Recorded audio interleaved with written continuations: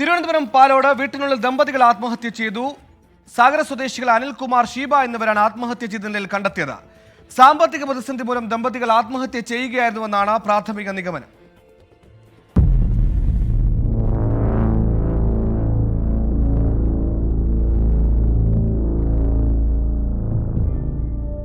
ഇന്നുച്ചയ്ക്ക് 1 മണിയോടെ വീട്ടിനുള്ളിൽ തൂങ്ങിയ നിലയിലാണ് മൃതദേഹങ്ങൾ കണ്ടെത്തിയത്.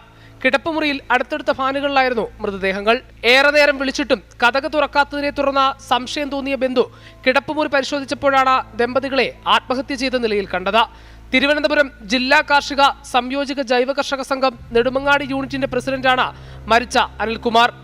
5 വർഷമായി പ്രസിഡന്റ് സ്ഥാനത്തിരുന്ന ഇയാൾക്ക് സംഘവുമായി ബന്ധപ്പെട്ട സാമ്പത്തിക ബാധ്യതകളുണ്ടായിരുന്നു. ഇതുമൂലം ആത്മഹത്യ ചെയ്തതെന്നാണ് കരുതുന്നത്. തിരുവനന്തപുരം മെഡിക്കൽ കോളേജ് മോർച്ചറിയിൽ സൂക്ഷിച്ചിരുന്ന മൃതദേഹങ്ങൾ പോസ്റ്റ്മോർട്ടം നടപടികൾക്ക് ശേഷം ബന്ധുക്കൾക്ക് വിട്ടുകൊടുക്കും. 24 തിരുവനന്തപുരം.